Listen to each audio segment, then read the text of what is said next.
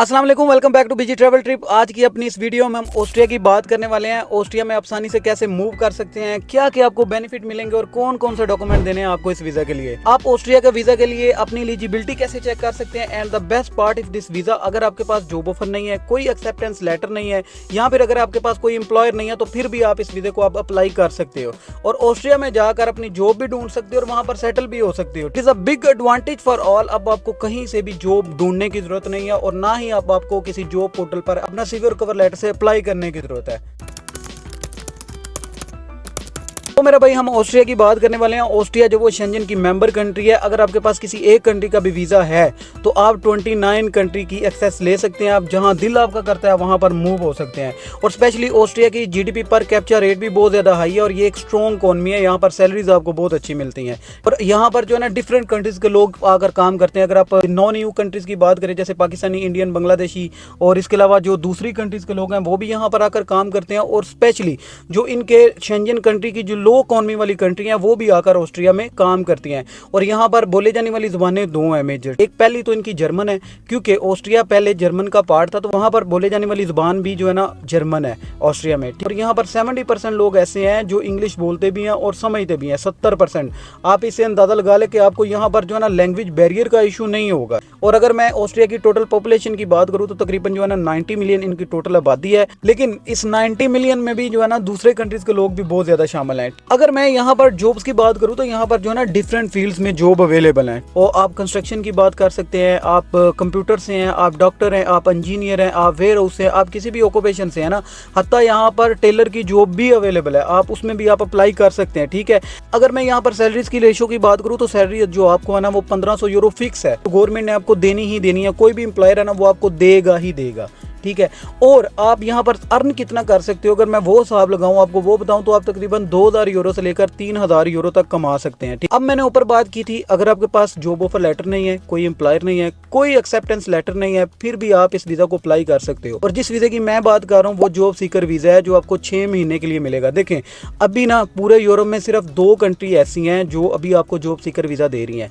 पहला जर्मन और दूसरा ऑस्ट्रिया। 6 मंथ के लिए आपको वीजा दिया जाता है। आप वहां पर जाकर अपनी जॉब ढूंढ सकते हो, अपने लिए रोजगार तलाश कर सकते हो, या फिर अगर आपके पास कोई स्किल बहुत आला है जो आपकी कंट्री में नहीं है, आप उसे भी जाकर अवेयर कर सकते हो। ये जो जॉब सीकर वीजा ना, ये हाई क्वालिफाइड स्किल पर्सन के लिए है। अब ऐसा नहीं आपने समझ लेना कि यार हम तो हाई क्वालिफाइड स्किल पर्सन नहीं है तो ये वीजा हमको कैसे मिलेगा। देखिए, इसमें ना इनकी एक छोटी सी रिक्वायरमेंट है जिन्हें आपने मीट करना है। उसमें सबसे पहले क्या रिक्वायरमेंट है, देखिए, अगर आप किसी अच्छी जॉब, किसी अच्छी कंट्री में जाकर कोई अच्छी जॉब करना चाहते हैं ना, तो उसके लिए डेफिनेटली उन्होंने थोड़ी बहुत रिक्वायरमेंट रखी होती हैं, जिनमें अब रिक्वायरमेंट ऑस्ट्रिया के वीजे के लिए कौन सी है, उसमें एक एजुकेशन है, दूसरा आपकी स्किल है और आपका वर्क एक्सपीरियंस। ठीक है, और आपके पास जो ना इंग्लिश या जर्मन जुबान का लैंग्वेज सर्ट टेस्ट होना चाहिए। अगर ये सारी चीजें आपके पास हैं तो आपने जो है ना मिनिमम 70 पॉइंट करने हैं। आप 70 पॉइंट किस तरह गेन करने हैं, ऑस्ट्रिया ने ना अपनी ऑफिशियल वेबसाइट पर, जो आपको स्क्रीन पर भी दिखाई जा रही है, वहां पर जो है ना अनाउंस कर दिया है कि ये आपने 70 पॉइंट किस किस तरह गेन करने हैं। ठीक है, ये 4 कैटेगरी हैं।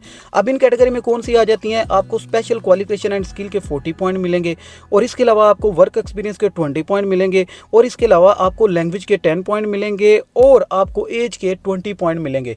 एज आपने इस तरह काउंट करनी है, अगर आपकी जो एज है वो 18 साल से 30 साल के अंदर है तो फिर आपको जो है ना 20 पॉइंट मस्ट मिलेंगे। अगर आप जैसा जैसा ऊपर जाता जाएंगे, जैसे कि किसी की 31 साल है या 35 साल है या 40 साल है, तो वो पॉइंट जो है ना वो धीरे धीरे कम होते जाएंगे। अब यहाँ पर इनकी इमिग्रेशन की वेबसाइट पर आपने अपनी एलिजिबिलिटी चेक करनी है। चेक करने के बाद यहाँ पर एक और चीज़ है कि बहुत सारे अब दोस्तों के माइंड में ना डाउट चल रहा होगा कि भाई हम क्वालिफाइड पर्सन नहीं है, ये वीज़ा क्वालिफाइड पर्सन के लिए है, तो हम इसमें कैसे अप्लाई कर सकते हैं या कैसे जा सकते हैं। तो मेरा भाई, इसके लिए ना एक अल्टरनेटिव हल भी है।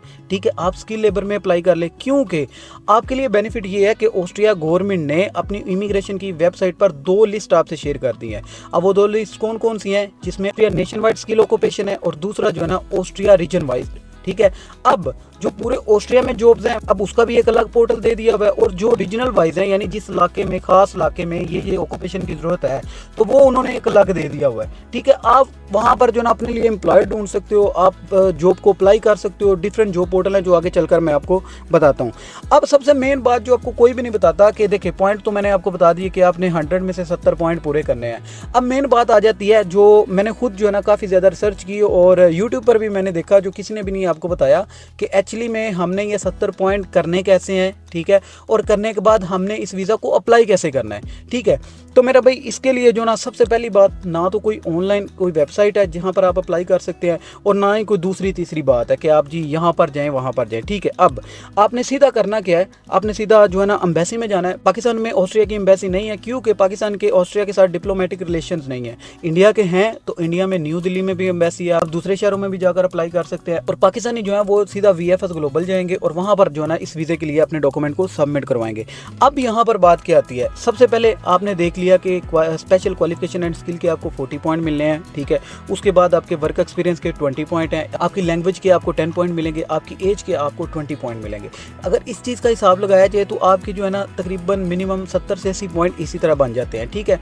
अब यहाँ पर बात है, आपने सीधे अपने डॉक्यूमेंट रेडी करने हैं, सीधा आपने एम्बेसी चले जाना है, ठीक है। आप एम्बेसी जब जाएंगे अपने डॉक्यूमेंट को सबमिट करवाएंगे ना, तो उसके बाद जो वीज़ा फीस है ना, वो बंदा ही आपकी जो है ना आपके पॉइंट को काउंट करेगा, और काउंट करने के बाद वो डिसीजन लेगा कि इस वीज़े को हमने जॉब सीकर वीज़ा देना है या नहीं देना। अब अगर मैं डॉक्यूमेंटेशन की बात करूँ कि आपने कौन कौन से डॉक्यूमेंट रेडी करके एम्बेसी में जमा करवाना है जाकर, तो उनमें सबसे पहले आपकी एजुकेशन जो कि आपको चाहिए ही चाहिए, क्योंकि education special skill and education के आपको 40 पॉइंट मिलने हैं, एजुकेशन आपकी होगी।